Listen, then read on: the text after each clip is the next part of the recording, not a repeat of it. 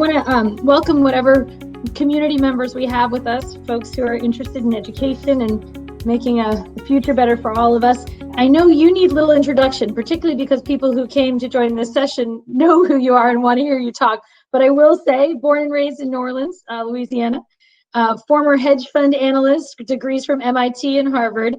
But really everyone's here to hear about Khan Academy, this piece of work that you launched from tutoring your own family members, now reaching 100 million people worldwide, as I understand it, and maybe even more in the pandemic situation.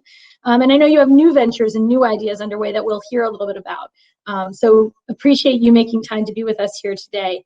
COVID's made all of us a little bit disconnected, and a lot of the people who are watching today are fans of you and of your work. So I wondered if we could start just by catching up a little bit. Can you just share, how have you been in 2020? What are you spending your time and attention on these days? Yeah, well, first of all, really glad to be here. Thanks for having me. 2020, it's one of those things where the whole world is going through it. So, and I think relatively speaking, this isn't a year where you can really feel bad for yourself, because I've been pretty fortunate considering all of the circumstances. But, I think it was February, it feels like a lifetime ago, February 2020, I remember myself and our team at Khan Academy, we got a letter from a teacher in South Korea talking about how he was leveraging Khan Academy with his students to get them through their nationwide school closures. And at the time I thought, that's wild. A whole country has shut down its schools because of this pandemic. And then we all know by March of 2020, the US was looking at the same thing. And by mid-March, essentially, we had shut down, at least physically. And, that was one of those moments where all of us at Khan Academy, we said, I think people are going to really have to lean on us even more than normal. So we really stress tested our servers, make sure we could handle more server load. We've started planning webinars for teachers and parents on how to do distance learning or how you could do it. We started putting out lesson plans, and that week where the school started closing in the US, we saw our traffic go to about 250-300% of normal. And we really just tried to keep up with all of that, stay up and running, provide more supports for parents, teachers, and students. We launched Get Ready for Grade Level courses. So we've always had, especially in math, we've always had a pretty full progression of pretty much every standard you need to cover, from pre-K with Khan Academy kids all the way through calculus, statistics. We even have multivariable calculus. But what we've always recognized, we've always been big believers in personalized learning, ways for kids to fill in gaps, mastery, competency-based learning, that teachers, especially in a world where they weren't able to administer their state assessments, when kids re-engaged, how would teachers or families or students understand where those kids are, and how do they give them opportunities and incentives to fill in gaps that they might have from before grade level? And so that's why we created these Get Ready for Grade Level courses, where students could take the course challenge, which is kind of the summative. They can take it as many times as they want. It generates new questions every time to see, if they know 80-90% of the course challenge for Get Ready for Grade Level, they're ready for grade level. If they don't, they can work on those skills in a mastery personalized framework. And then if they're ready for grade level, they can do that in a personalized way. So we've been working on that. In the, April or May, a lot of folks were leaning very heavily on Khan Academy, and we were doing all the work I just talked about, but it was also clear that the synchronous aspect of education was really suffering. And obviously the synchronous aspect was disproportionately happening on video conference because of the pandemic. And so that's where I started a new, it started as a prototype, but now it's turned into a new not-for-profit, separate from Khan Academy, but very complementary to Khan Academy, called Schoolhouse.world, to work on free tutoring, free group tutoring. So it's a place where students can say what they need help in, and you have vetted high-quality volunteer tutors who are running tutoring sessions for those students. And we have several thousand students on the platform already. We actually have capacity for anyone listening for probably on the order of 10 or 20,000 students right now to join and get free tutoring. Right now it's in high school math and SAT, but we're going to expand into other subjects shortly. So yeah, we've just been trying to do anything we can to think about how we can keep as many people learning and as many teachers and families feel supported during this really hard time. Excellent. So you've been busy is the answer to how you've been in 2020. You've been doing a whole lot of things to help. Shorter answer. Yeah, definitely busy. Let me ask you, what have you learned, what have we as a country learned about education from 2020? This year's brought us global pandemic. It's brought us racial reckoning. It's brought us economic crises, environmental crises, fires, hurricanes. All of these things have impacted the way people learn. And I'm curious, what do you think we've learned from education in 2020? Yeah, I mean, there's some obvious negatives and then some potential positives. The obvious negatives are digital divide is a big issue, and we thought we kind of had it solved in the classroom setting with things like E-rate, and the U.S. has done a really good job closing the digital divide in a classroom setting. Not 100% there, but close. But then the at-home situation has been clearly in the spotlight. If there's a silver lining, there's more energy behind that than I've ever seen. So I'm hoping that gets closed in the coming months or years. I think, there's other negatives. A whole generation of teachers were thrown into the deep end of the pool with technology with little notice, and it was hard and it was uncomfortable, and they did heroic efforts to make it work. But that has a silver lining to it, which is it shows that we are capable of adapting faster than anyone might have guessed. And it's not that, the whole situation is perfect. It's very suboptimal in a lot of dimensions for everyone involved. But we are seeing educators innovating at a rate that, we haven't seen before, where they're really experimenting with how do you change up what's happening in the classroom? How do you make it more interactive? How do you pull kids out of the screen? And, all of these questions about how do you make a Zoom session more interactive by putting kids into breakout rooms, by every 15 or 20 minutes mixing it up, by cold calling them, by not lecturing, and mainly by making the students do things. These are also the best practices in a live classroom, but we never had that kind of catalyst to force it as we do now with having to do it on distance learning. We've seen school districts, educators, parents creative things with kind of unbundling the experience and playing with time and space, where now districts are thinking about it's not just one or 30 students and their one teacher, but now you can have multiple teachers in a district collaborating to teach all of their students collectively, where maybe there's one teacher who's across town who's just the rock star in that one topic. Maybe he or she could deliver the lecture, and once again, it shouldn't be a lecture. Make the video on that, and maybe facilitate the broader interactive session with the other teacher supporting them for that one, and then maybe another teacher could do the other one. So people are doing some really creative things. I think there's a big, more than ever, families. There's a whole generation of families that are taking more investment in their children's education. A lot of families are really looking at kind of unbundling, thinking about, okay, what's really working well for my kids, but what else do they need, and how do it could be a Khan Academy, maybe getting tutoring on a schoolhouse, maybe going to getting supplementing with other types of things. I think that is a really interesting trend as well. And COVID has forced that learning has to not be bound by time or space, that how you learn is kind of in question, but what matters is that you did learn it. So I'd like to believe that competency-based learning is only going to get even more momentum behind it on top of everything else. Yeah, love it. You've already put a bunch of things on the table: tutoring, teacher best practices, innovation, trends. We're going to unpack a little bit more of those together. But let me ask you this first. Is there something that COVID has changed for you? Is there an assumption or a belief that you held before that you now question or abandon, something that you thought was true and may not be, that this time has allowed you to see differently or forced you to see differently?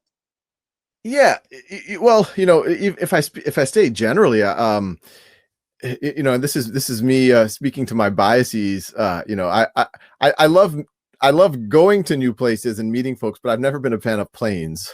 It's a lifelong journey with me. I come to terms with death every time I get on a plane. But it has made me realize that yes, it can be very depleting to be on video conference all day, but it in other ways has been a lot more. There's been efficiencies. You can meet and interact with a lot more people than you might have otherwise done, and that has implications for education. That has implications for the workplace.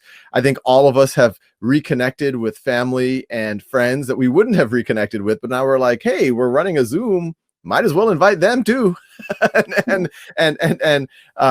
So I actually think, just as someone who manages a a nonprofit that has a couple hundred people employed.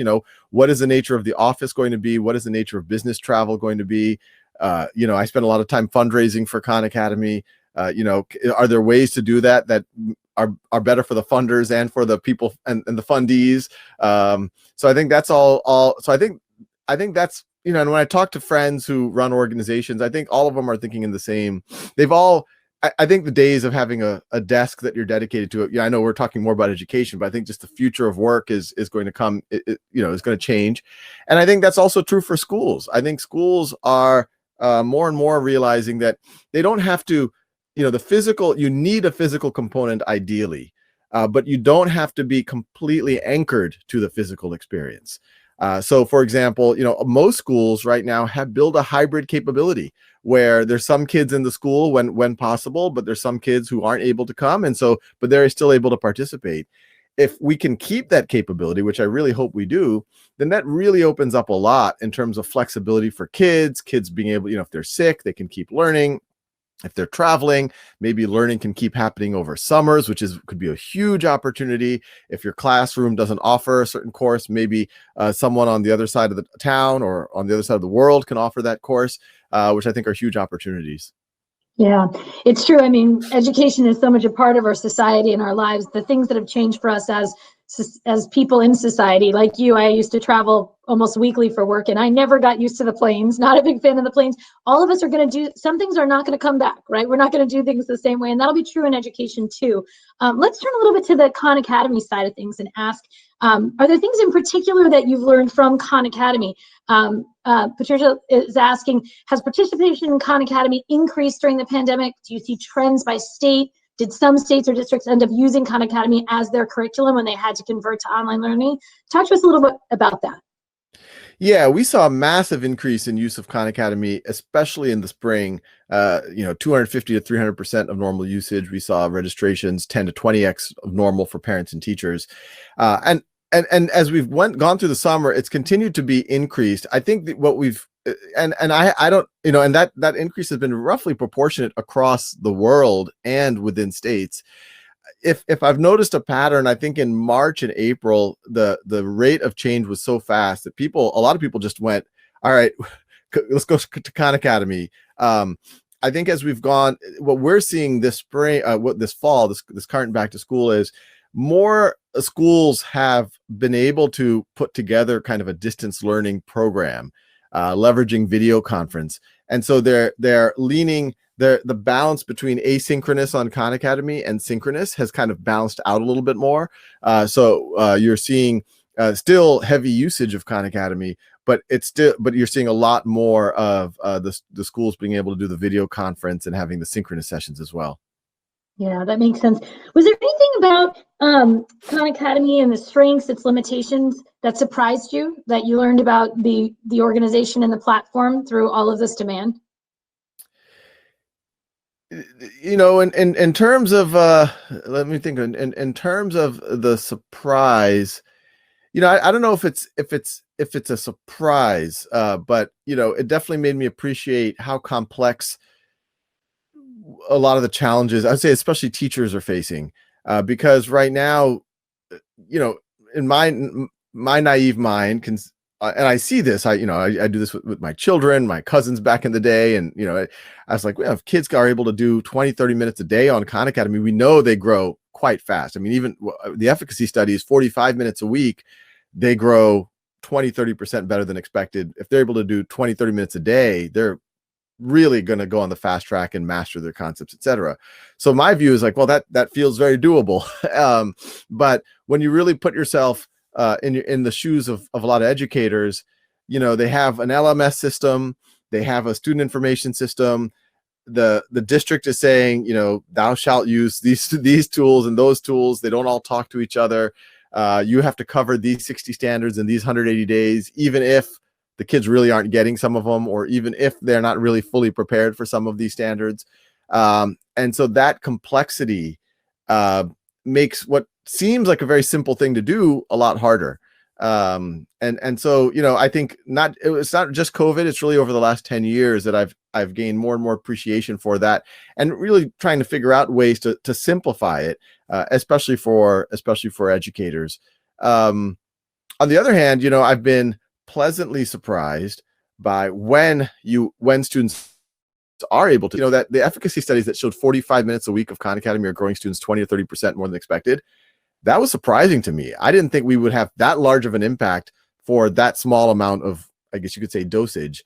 But when you really think about it, how much kids spend time on things where it's not at their zone of proximal development, how many kids are promoted ahead with having significant gaps. We know the data, 70% of kids who go to community college have to take remedial math, which is 6th or 7th grade math. So they're going through the motions of 6th, 7th, 8th grade, 9th grade, algebra, geometry, algebra 2. Most of these kids take even pre-calculus trig. They go to community college and the college saying, you're not even ready to learn 9th grade algebra yet. So it really tells you that if we can just give even small interventions to kids earlier so they can start to fill in those gaps, as opposed to getting watered down versions of pretend algebra and pretend geometry, it can make a big difference. Yeah, absolutely. I mean, you're pointing out something that really everybody is wrestling, which is we've never really succeeded at figuring out how to accelerate learning for students who are behind at scale, even absent a pandemic. But this pandemic really calls on us to do that. And tutoring is clearly one part of the answer. More and more conversations about how do we create that tutoring, that one-on-one engagement. And some of that are things that about and are providing. Tell me a little bit about how we should be thinking about tutoring and what should be done in that space in light of this pandemic. Yeah, I mean, there's something interesting about this, because as Khan Academy started with me tutoring family. It had, there was no technology platform. It was me doing actually distance tutoring of family back in 2004 and 2005. And then I started making what became Khan Academy as a way to really supplement that, as or a way for me as their tutor to have tools to understand where they are and for me to give them extra practice. And then COVID hits. And then you see, in theory, a student who is very motivated could go on, and there are actually millions globally that are motivated enough to go to Khan Academy by themselves, and they send us their letters about how it's changed, their life, and they're able to learn a lot.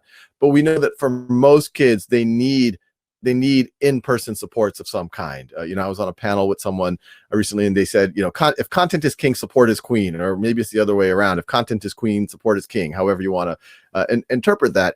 And that's where tutoring is really, really, really valuable.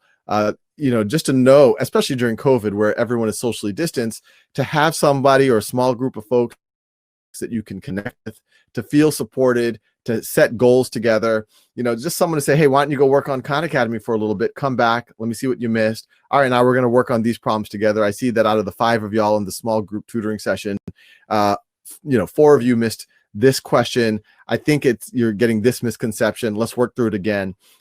It's incredibly, incredibly valuable. There's been efficacy studies since forever showing that personalized tutoring is really the gold standard. Benjamin Bloom and his famous Mastery Learning, he showed that tutoring was the best, and then followed by maybe you can create technology that can approximate tutoring. I'm a big believer in both, and ideally to have both, to have the technology to do, get the practice, personalization, video instruction, but then you also have the ideally small group tutoring to really zero in what you need. Now, tutoring has historically also been cost prohibitive. How do you do that? And that's why I think it's really interesting to explore. You have when I wrote One Rule Schoolhouse, I wrote a lot about the power of, there's a lot of amazing high school students, college students, recent college grads who could be amazing tutors. Oftentimes, and there's good research behind this, that kids that are just a little ahead of where another student is actually could be the best tutors because they empathize in certain ways. And so we're trying to leverage that at the schoolhouse.world effort, where we're getting amazing tutors. There's actually 2 13-year-olds just successfully tutored this 40-year-old laid off factory worker on getting his high set, his essentially high school equivalency.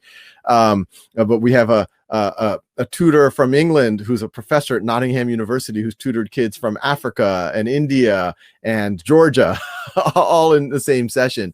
So I'm really bullish. I'm hoping that Khan Academy is already reaching tens or hundreds of millions of folks, but we can build a tutoring platform that can connect hundreds of millions of folks over time too. Yeah, well, and hundreds of millions of folks are going to need it. And there's also going to be like intersecting the political and policy reality of the moment. There's going to be a need for those jobs. There may be growth conversations about growth and national service opportunities. I think this tutoring piece is going to be front and center for a lot of people and going to change some of that. I'm going to go to chat for another question on whether you see the disruption from the pandemic opening up receptivity from parents or districts to mastery-based education and more personalized learning. There's a couple questions related to this that we're going to get into. So are you seeing that?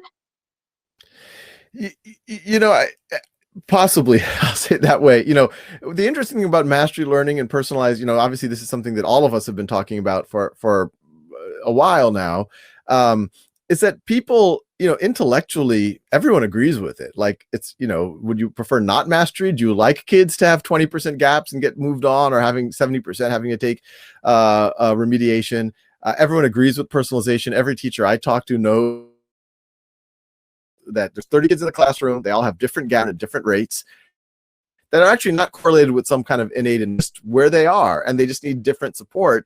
But I'm one teacher. I wish I could replicate myself 29 times to individually meet all of those kids, but it's very hard. And they also say, okay, I could see how you could use a Khan Academy and maybe other supports like tutoring. But there's also a lot of pressure put on kind of this, I would call it the culture of coverage, which is, well, let's just go through the motions and cover 60 standards in 180 school days and, see what sticks and what doesn't. And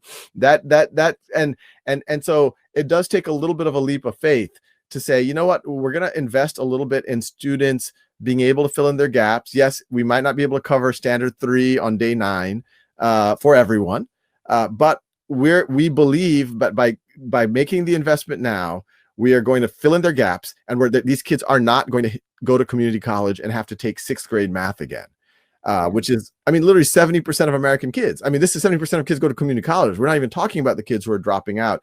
And even, Cal State, 4 years college system in California, 65% of kids. So these are actually like the top half of kids. 65% of them are having to go back 6 years. And we know that that's the best predictor of them not graduating. And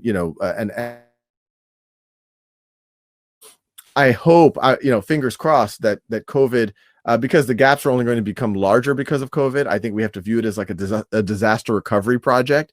And, Frank, what we're starting to see, NWEA, who are partners of ours who administer the MAP growth, they just released data that the learning loss is not as dramatic as people were expecting on the reading side. And on the math, it's there, but still not as dramatic. But their big caveat in their study is a different set of kids are now being assessed. There's a 10-20% of kids who have kind of fallen out of the system. And I suspect if you put them back in the data, you're going to see much worse numbers. And so you're not only having a digital divide, you're having a gap divide, you're having an academic divide that's forming in the country. And if we don't tackle it in a very intensive way, it's going to have repercussions over the decades to come. Yeah, absolutely. I think that's exactly how we're all reading that data and worrying about those kids who've disconnected from school entirely, not involved in the assessments, and where they are in their learning is something we all want to know. And let me ask you, when you talk about that personalization and that ability to deliver things directly, a lot of people see that intention with rigor. They say, okay, but if you want everyone to go take 6th grade math, if they need 6th grade math, then nobody will ever get through calculus. And I know from a policy perspective, there are actually tensions in how you knit those systems together, but they don't have to be in tension. And I'm curious how you think of that intersection of personalization and rigor.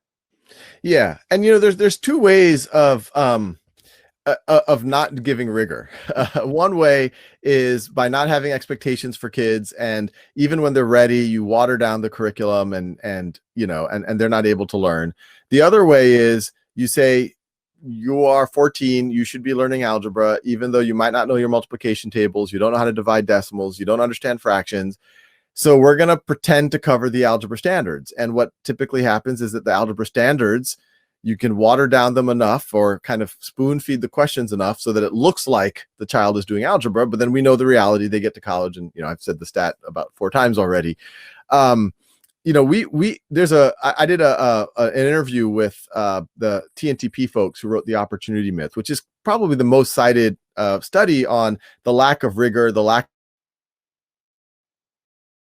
of grade level material. And, we were in what can only be described as kind of violent agreement about what the solution is, because I think some folks have taken that opportunity myth and which showed how, especially students from historically under-resourced communities, how they're not getting the rigor, how they're not getting true grade level, which is really the focus of that. And then some people, the knee-jerk reaction is like, therefore we must go only grade level all the time, even if the kids aren't ready for it, essentially. But when you talk to the researchers, they're like, no, the problem is, like a lot of these kids are seeing no grade level, even when they're ready for it. But you have to have space for remediation. Otherwise, the grade level cannot realistically happen. And in that conversation, we were saying, look, you have to be at the student's zone of proximal development. Teach the student what they are ready to learn, but it should be in service to grade level. So, that's why we did these Get Ready for Grade Level courses on Khan Academy. So let's pick 6th grade. We have a Get Ready for Grade Level for every grade level, but let's say 6th grade. If we're dealing with a cohort of 6th graders and I administer the course challenge on the Get Ready for Grade Level, and I have some students who got a 30% on the Get Ready for Grade Level course challenge. Those kids did not know 70% of the prerequisites they need for the 6th grade level work. You're not going to do anyone a favor by then forcing those kids into 6th grade, because we know they don't have the foundations. What I would do is you could either in parallel keep moving on 6th grade to do the Get Ready for Grade Level mastery, or front load a little bit of the work, get them to 50-60% of mastery at least on the Get Ready for Grade Level, and then be able to do the grade level.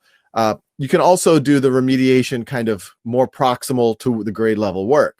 Kids are working on a standard in grade level, they're flailing.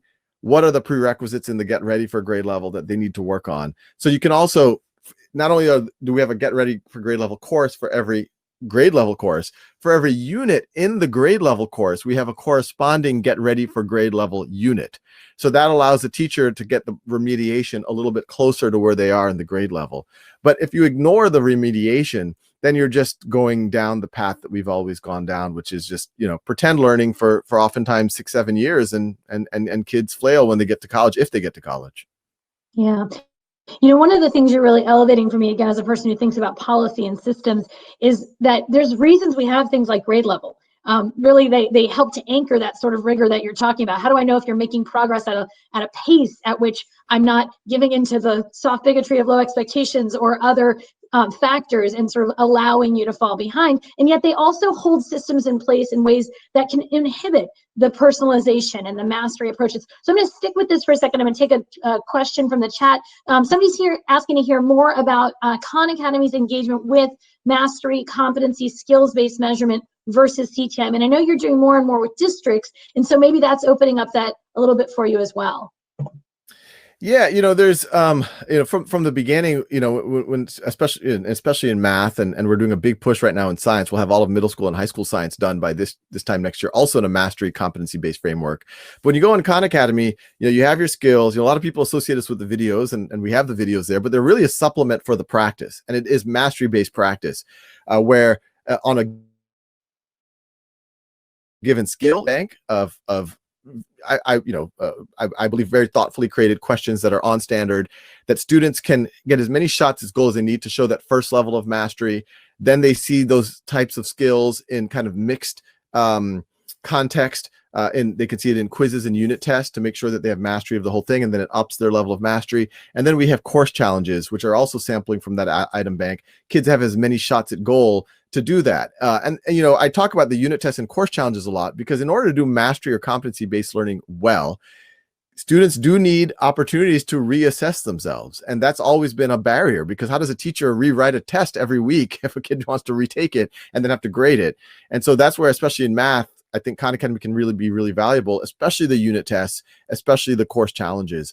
As we work with districts, we are advocating for at least the 45 minutes a week, and use that time for the real personalization, competency, mastery-based learning. And that, ideally it's more than one class period a week or an hour a week. But if you are going to spend 3-4 days a week with kind of more traditional, let's call it lesson aligned practice, use Khan Academy for that as well, because they all feed into the same mastery information. So you can assign skills on Khan Academy that are aligned to, if you're doing more synchronous less personalized learning. And then as those kids work on that, it'll inform their mastery work and vice versa. So there's ways to kind of have an on-ramp and have a hybrid solution if folks aren't ready for full mastery.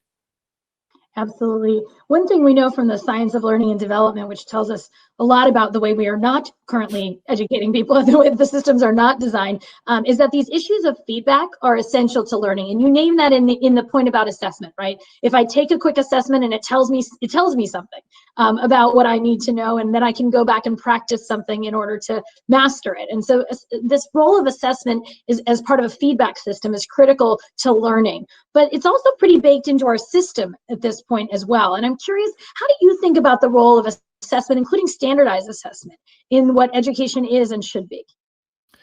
Yeah, I think there's a couple of layers to it. I would love to have everywhere full competency-based assessment, where, as your point, you have grade level standards, which are kind of expectations where you should be, but that doesn't mean that you have to force it all the time, that you really should try to be at your zone of proximal development. But a world where, to get credit for, let's call it 6th grade math, a student has to show 80 or 90%. They have to take the unit test on Khan Academy, and they have to get to 80 or 90% for that. Let's just call it the core mastery. Maybe if kids want to go above and beyond, there's ways to do, get advanced mastery or something else. But that is both kind of formative assessment, because if the teacher will be able to see and the student will be able to see what they don't know yet. They can go fill in those gaps, take it again and again if they need to. But it's also standardized, and it could also be used to inform systems of where their students are. It's actually in a much, much more granular way, because traditional state assessments, you just know, okay, this student's at this percentile, this many kids are at grade level. You don't really know what their gaps are. You don't really know, what is the appropriate intervention for them.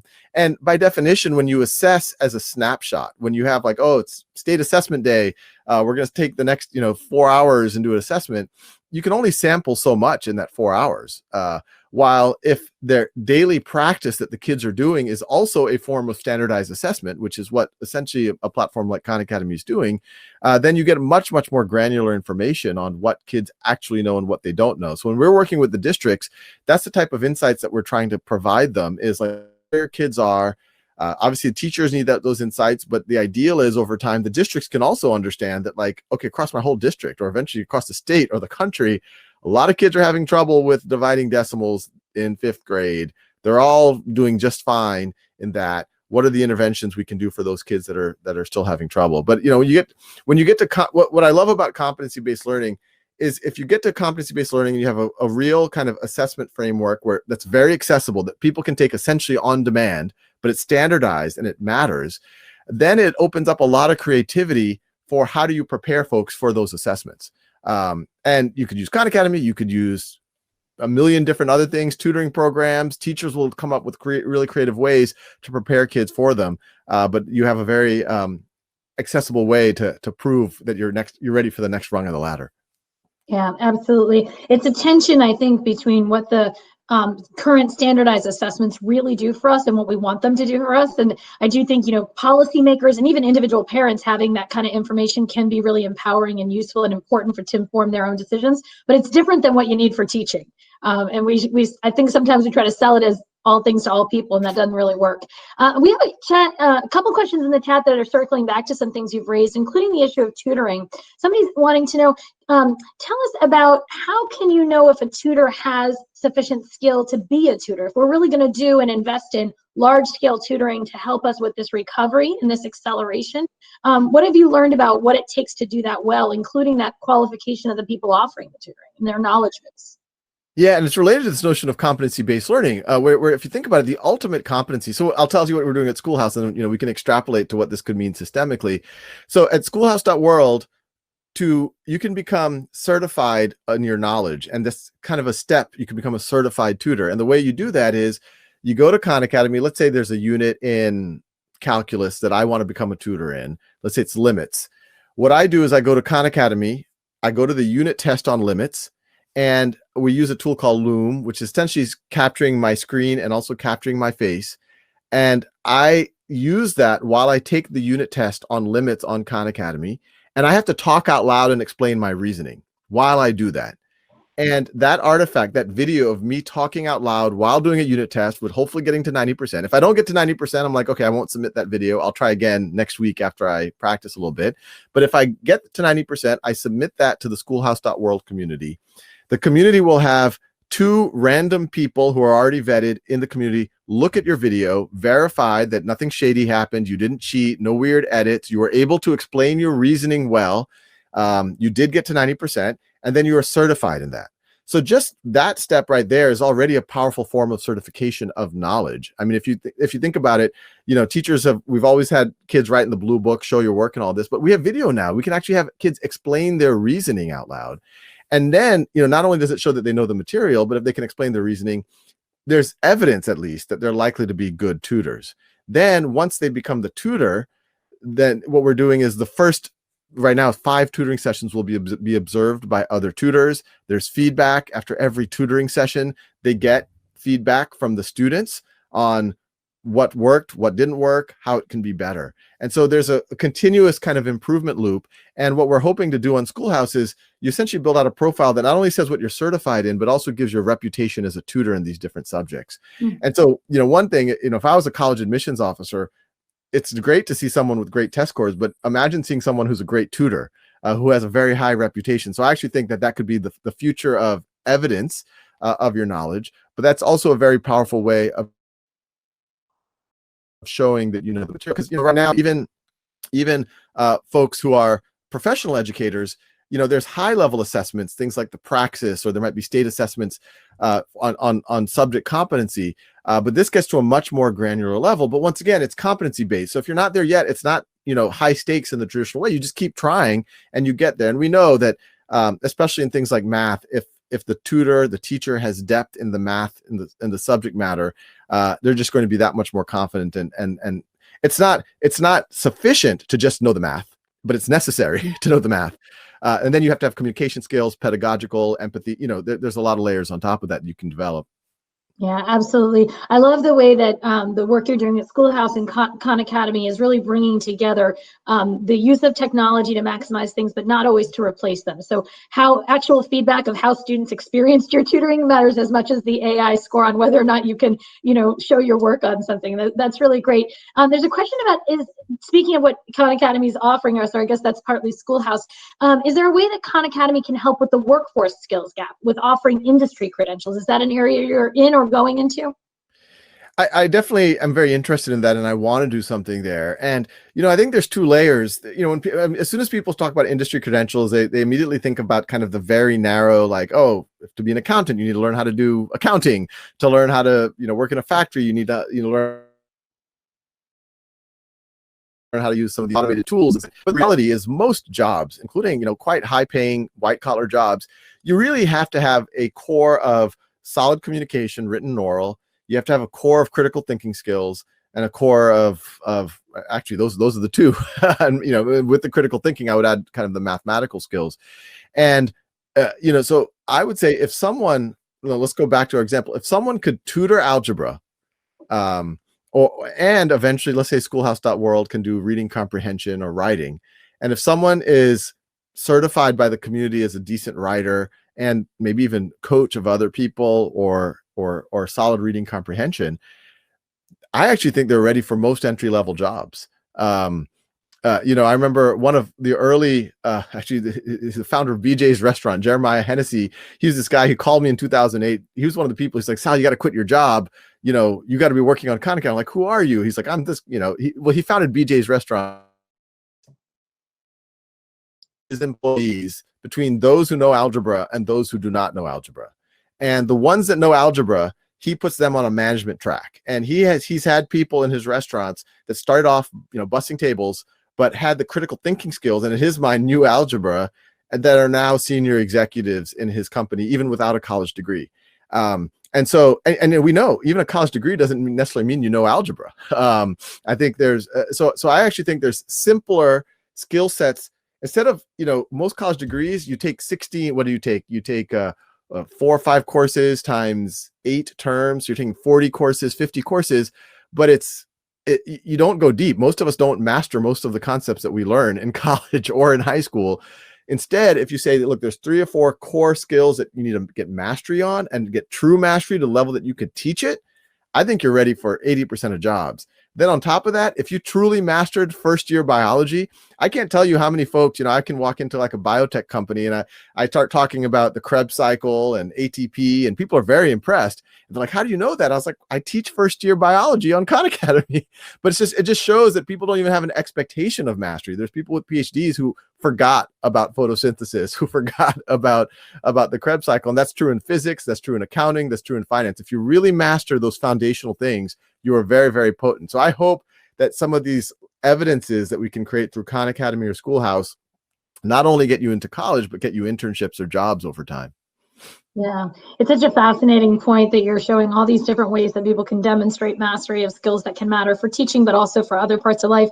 It also brings to mind this debate the country's having right now about really an authentic need to broaden what we expect and understand as important in education, but not to walk away from things like fundamental reading and math skills. If you don't have those critical thinking, we need to deepen the way people think about those things so that you really have critical thinking skills, writing skills, not just basic literacy, but those are still the building blocks for success in most careers, as you're pointing out.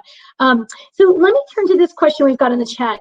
You mentioned the digital divide and federal solutions like E-rate. In lieu of a federal investment or package in broadband, what priority should state policymakers take to fix the digital divide so all kids have access to online tutoring? How can low-income students who don't have broadband connectivity get access to Khan Academy? Is there a role for community anchor institutions like libraries and schools to serve their students with connectivity directly? Well, that wraps up in that thoughtful question. Yeah, I mean, I would say yes, all of the above. I'm not the expert on all of this. I have a little live stream homeroom. I interviewed the CEO of AT&T a couple of days ago, asking him how do we do this. I hope it's all of the above. I've got to believe that, we're doing $1 trillion here, $1 trillion there in these stimulus packages. I'm guessing that we're going to have several more rounds to prop up the economy. If we could put 5% of one of those $1 trillion into closing the digital divide, I actually think it'll almost do it. And it could happen directly, or it could go through incentives for the telecom providers, for the device creators, or it could go through states. I'm not an expert here. But I think we got to create some type of subsidies, I don't know what ways for people to, coupons, vouchers for people to be able to get their internet access as step one. But then also ways that kids can have access in supported environments, like exactly like what the questioner was saying, in libraries, after school programs, museums, wherever, so that they can get access to this. I think this is, it's not that expensive when you look at the cost of other things, and it unlocks so much. And it's not just about accessing Khan Academy and education. It's about accessing employment, just being plugged into the world right now. Absolutely. And I think, the other thing about this idea that there's more assets in the community that contribute to students' learning and development is something that this moment in time has really made evident to us. It's softened the walls between sort of learning in school and learning everywhere else, since my kids are learning down the hall from me right now. And I think those community assets will hopefully not be something we walk away from when we might go back to more physical school and maintain that way that they can add value, connectivity, and other types of value to young people's learning and development.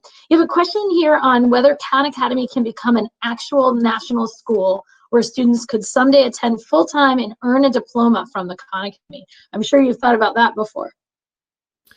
Yeah, look, at the end of the day, my hope, my goal is to work with as many folks as others so that we really can deliver on free world-class education for anyone, anywhere, which I view as a team effort, probably from everyone listening here and people beyond. I'll tell you kind of the layers in my head that we're trying to work on. We've talked a lot about the Khan Academy layers. Math, we already do have the practice, the feedback, the videos on all of the standards that you really need to become quite empowered. We're doing a big push in science as we speak. We could use some resources for any philanthropists watching. We hope to do the same in reading comprehension and the humanities over the next, let's call it 5 years. So then you're going to have a baseline where the materials are available in a personalized mastery way. Then you have another layer on top of that where you need the support that we talked about. That's where I hope to kind of create a national or international tutoring core that doesn't just provide the human support, but also provides mechanisms of credentialing or certification of your knowledge. Now, the layer above that is then, can you get credit for that, or can you really get connected to jobs? One thing, so on really get connected to jobs, already exploring that, University of Chicago or higher education, University of Chicago made an announcement a couple of months ago saying that they were going to use students' reputations as tutors on schoolhouse.world as an input for college admissions. And this is, one of the top universities in the country. We're talking to others who really say, yeah, we would love students who can show that they are great tutors, that they clearly know the material, and then they have other, they're empathetic, they can communicate, et cetera, et cetera. I think employers are going to care about the same. So we're working on that. On the credit side, there's a lab school I started 6 years ago, Khan Lab School. We're talking to we're thinking about the upper school. We've gotten a lot of, the school did a very good job virtualizing itself when COVID hit. And we've been getting inquiries from around the world for people to send their kids to the lab school or to be able to take certain courses there. So I'm working with that team there. Can we create really low cost, maybe even free ways to kind of have a credit layer that maybe even our lab school could issue some credits for certain courses? Now, I don't see this as kind of a wholesale replacement, but if you're in a rural area, you don't have access to a calculus course, you could, between schoolhouse.world, Khan Academy, and the Khan Lab upper school, we could get you credit. And hopefully we're looking for university partners that you can also get college credit for that as well. I also hope to really start blurring the line between high school and credit. There's examples, there's a magnet school in Florida in partnership with Florida International University, where the kids in 4 years get a college degree. I see no reason why most American kids couldn't get 2 years of college done before they leave high school. College algebra is 9th or 10th grade algebra. You should be able to get college algebra credit before you leave 10th grade. And if you don't get it by 10th grade, competency-based, try in 11th grade, try in 12th grade. You'll still be ahead of the curve as opposed to pretend learning and other things. So yeah, simple answer is I hope that we can work with a bunch of partners to just make all of this a lot more accessible.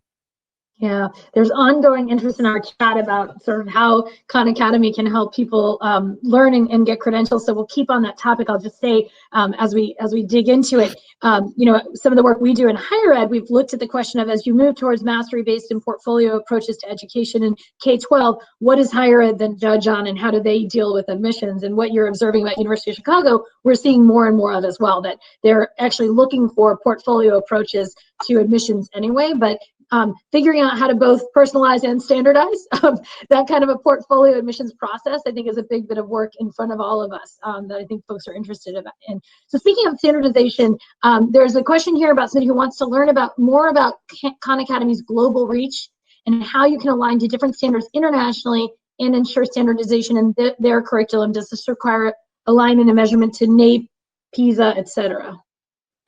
Yeah, we're still a relatively small organization, but there's 46 translation or localization projects of Khan Academy around the world. The way that we do that is, I guess, Khan Academy, the home base, we make our platform localizable. Then in every one of these geographies, there's what we call advocates. And some of these advocates are one or two people operating in the walk-in closet. Some of them are a corporation or a corporate philanthropy with a more built out organization. But what our platform allows them to do is either translate or even redo the videos in a localized way, and that also recurate the progressions so that they're more aligned with their local standards. We have very deep efforts going on in places like Brazil, in India, to get that even at a deeper level. India is, they have 20 regional languages and a bunch of standards there as well. So that's what we're trying to do, is kind of a distributed, federated model, so to speak, and seeing what's working and what's not. Excellent. So more and more people wanting to figure out how Khan Academy fills gaps and helps accelerate. We have a question on whether a classroom teacher can sign up her students to use the Schoolhouse Tutoring Program as a supplemental to her work in the classroom. Tell us about how that works. Yeah, and this is funny because when I tell people, there's like, what's the catch? The irony is, over the last, we've been actually more successful recruiting amazing tutors than we have been recruiting recruiting students, period. So yeah, go to Schoolhouse. You can get your kids to sign up. right now our average tutoring session is like 3 or 4 students. So we can definitely bring that up to 6 or 7 kids, and take on several thousand more students. And I also think our tutoring core is also increasing pretty quickly. And I'd also, depending on the age of the students, especially if they're kind of older high school students, I would encourage them not to also consume the tutoring, but see how you can mentor them to become tutors as well. Because if they can show that they are tutors of algebra or geometry or calculus, and we'll go into the sciences soon. If you think about that, standardized public service that shows competency, which I think is going to be very, very valuable for college admissions and jobs going forward. Show me a great algebra tutor. I'd want to hire them, find somewhere. Absolutely. Well, and certainly the community and public service aspect is important for graduation from high school in most places, and for admissions to college in many. And so it's a great additional point. I'm going to pivot slightly. You mentioned earlier how much you deal with funders, and I can relate. There's a lot of my own life too. But in the 20 years that I've been working in education policy, the prominence and role of philanthropy has really changed. They've become much more of a presence, much more of a driver. And I'm curious, as someone who really does engage with them frequently, what do you think the best role of philanthropy is right now at this juncture? I think there's two roles. I would say that the whole not-for-profit sector and philanthropy, it's really filling the gap between the for-profit sector and government. There's a lot of great stuff that happens in the for-profit sector, a lot of innovation, but there's certain areas where market forces either don't work well or they lead to outcomes that aren't consistent with our values. I think that happens a lot in education, because in education, the buyers, the beneficiaries, and the decision makers are different people. And we have a value system as a society, which I agree with, which is how wealthy you are or your family is or your neighbor is should not be a rate limiter on your potential. Unfortunately, it is oftentimes these days, but it should not be. That's our value system. Now, in theory, the government, the public school system, which is government, it has a mission statement of free world-class education for anyone, anywhere. And, we beat up a lot on how it could be better, but it has done a lot. If you go pre-public school, literacy rates were much lower, et cetera, et cetera. So the public school system has done an amazing job kind of up-leveling society, but we know that there's more to do, everything we just talked about. And that's where, the Khan Academies and the philanthropists of the world are really relevant. Can we show things that can scale, that can innovate very quickly? Now, over time, it could be interesting whether government can help some of this stuff really get to bigger scale. But I see philanthropy as being essential for getting to showing experiments and moving fast and innovating. And also when there's like really high social return on investment type projects, to keep those things going. Our very conservative estimates is every dollar invested in Khan Academy creates $500 to $1,000 of social benefit. Hopefully people feel good about giving that dollar to that. It's a very high social benefit. So yeah, I think those are the two areas where philanthropy is essential. I love it. We're in our home stretch, so I'm just going to ask you a couple more things. One I want to say is, like, all eyes at the moment are on the new administration coming in, right? We're going to have a new president and vice president. And I'm curious, if you were Secretary of Education and you were chosen to lead the country in that regard, what would you do first? What would you do most? What would be your big idea and approach in that role? I would create or I would promote a nationwide system of competency-based learning. No surprise there. I wouldn't, I think there's been some states, New Hampshire most notably has done a really good job creating a competency-based system in law. It is harder in practice when you don't have the tools to support it. So I would then go look at some not-for-profit, tech-focused not-for-profits, let's call it Khan Academy, to say, hey, why couldn't this be a way to assess kids' competencies? And I would then make sure that the supports are there. Obviously, Khan Academy has supports. Create a national tutoring corps, once again, on a tech platform. Put people into volunteer service around that tutoring, and that put pressure on the systems, including the college system, to give college credit where appropriate, where the kids for sure have the competency, and then present it to the country in a super cohesive way, and then work with the states and local districts to make sure that kids have support above and beyond that, so they can really engage and achieve those levels of competency. And that's where the school systems, the Boys and Girls Clubs, the YMCAs, the libraries, The community colleges will be essential. But do it as a really cohesive effort. And, historically, the Department of Education has been very kind of policy and, purse strings focused, which is important and creates incentives for the states, which then eventually kind of make their way down to what happens to students. But I think in this day and age, there's a way to reach families, teachers, and students directly. And so I think I'd try to have a very strong direct to consumer lens from the Department of Education as well. Excellent. I think that harkens back to a question folks were asking about whether this is going to open up more of that approach. This last question is, what are some of the key ingredients or steps to replicate the Khan Academy model and its success? And where do you see the movement of 21st century learning going? Use of creative learning skills, robotics, etc. Wow, that's a lot to take on in our last minute, but see what you can say about it. Well, I'm a big believer, never do technology for technology's sake. I say all the time, if I had to pick between an amazing teacher and amazing technology, I pick the amazing teacher every time. So it's always, what are the pedagogical goals that we're really trying to solve for, or the life goals we're really trying to solve for, and really try to chisel it down to what is the core essential thing. Because I think sometimes there is this immediate, like, oh, the future, we're going to have robots and AI. So everyone needs to learn about machine learning. Everyone needs to learn about robots. Maybe, but the reality is you're probably not going to be able to employ hundreds of millions of folks in AI jobs.